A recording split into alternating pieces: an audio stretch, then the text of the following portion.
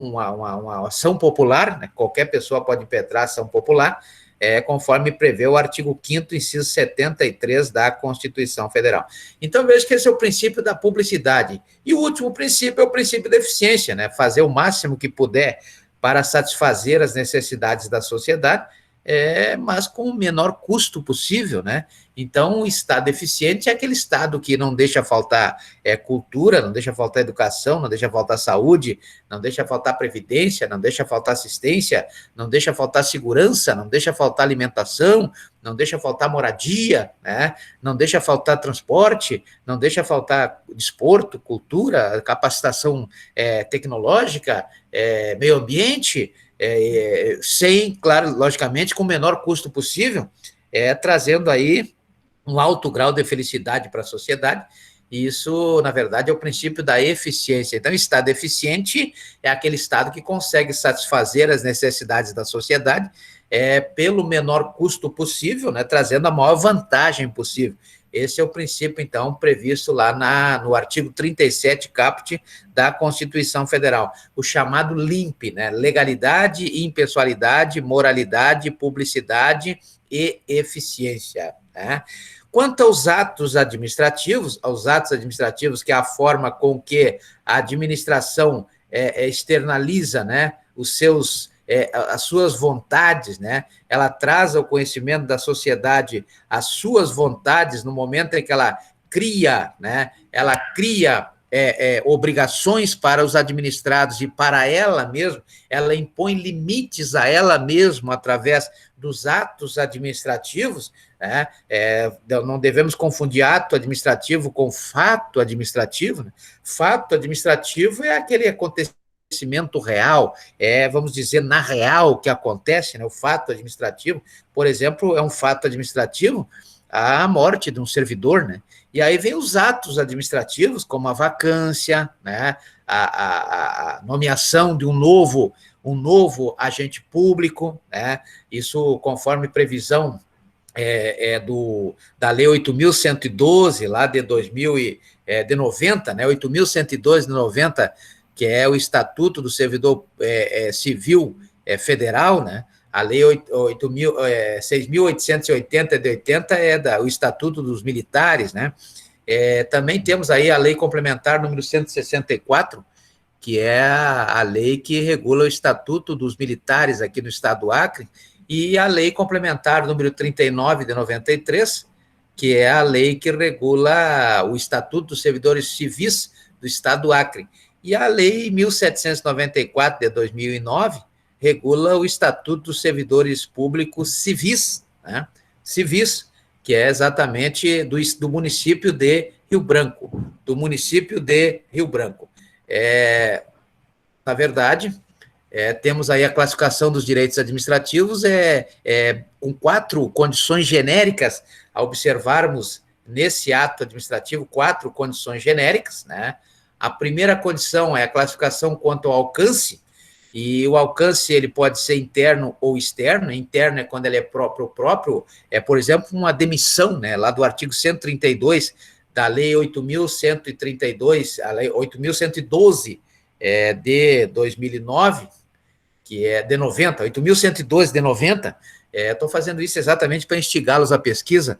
A Lei 8.112 de 90 traz a demissão lá no artigo 138. É um caso de um ato administrativo interno, né? Porque é direcionado a um servidor, né? Ao servidor que faz parte, compõe a administração pública subjetiva, né? Também temos aí o alcance quanto aos atos administrativos externos. Aí sim, aí serve a sociedade, né? Por exemplo, um edital, né? Uma publicação qualquer aí, uma licença ambiental, etc., né, um ato administrativo de cunho externo, porque ele vai informar a sociedade como um todo. Então, quanto ao alcance, o ato administrativo poderá ser, já que ele se destina a criar, modificar ou extinguir direitos para a própria administração pública e para os administrados, e, ao mesmo tempo, também criar obrigações para os administrados e para a própria administração pública. Então, nós teremos aí, quanto ao alcance, internos e externos. A segunda classificação dos atos administrativos lembrando que os atos administrativos eles se estabelecem numa condição vertical, né? A administração pública fica acima das outras partes desse contrato, agindo sempre com ato de império. Então, nós temos aí, quanto ao destinatário, pode ser geral ou individual, né? Uma demissão, como eu falei, pode ser individual, porque é apenas um servidor, né? Geral é quando é para todo mundo, na verdade. Então, geral é um ato, um objeto, uma demissão, por exemplo, baseado no artigo 169, parágrafo 4º da Constituição Federal, quando traz aí a necessidade de demitir por parte da administração pública quando houver aí violação ao que prescreve o artigo 19 da Lei Complementar número 101 de 2000, a Lei de Responsabilidade Fiscal, que diz que quando o montante pago com a folha de pagamento for superior a 60% da receita, deverá, então, a administração pública federal demitir, inclusive, aqueles estabilizados nos termos do artigo 41 da Constituição Federal, né, que está para ser modificado aí com a reforma administrativa, né, mas, por enquanto, ainda existe a estabilidade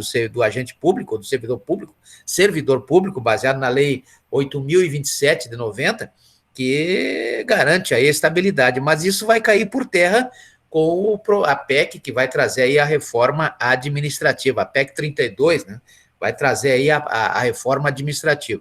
Então, vejam que quando a demissão, mesmo conforme prevê o artigo 169, parágrafo 4º, que é a possibilidade que tanto a União, quanto o Estado, quanto o município poderão demitir os seus servidores, mesmo os estabilizados, quando passar de 60% na União, quando passar de 50% no município ou aliás, ao contrário, na União é 50%, e os estados e os municípios não podem passar de 60%, aí eles têm que demitir as pessoas fora daqueles 3 casos previstos lá no artigo 41 da Constituição Federal. Aí demite um monte de gente, ela se torna geral, né? Então, o ato administrativo da demissão passará a ser geral. Quando for um servidor só, aí será individual, né?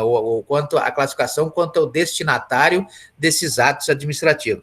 Outra condição é exatamente quanto ao objeto. Como eu falei, o ato pode ser de império, o ato administrativo pode ser de império, pode ser de gestão ou de expediente. Então, pode ser de império, pode ser de gestão ou de expediente. De império é quando o ato for administrativo no sentido da verticalização, não é verdade? Onde a administração pública vai se colocar num patamar acima do contratado, podendo, inclusive, alterar as cláusulas contratuais unilateralmente, como prescreve o artigo 60 da Lei 8666 de 93, essa lei que vai cair por terra quando for aprovado aí, ou for sancionado pelo presidente da República, nos termos do artigo 66 da Constituição Federal, o projeto de lei 4.253, que vai trazer a nova lei de licitações, né?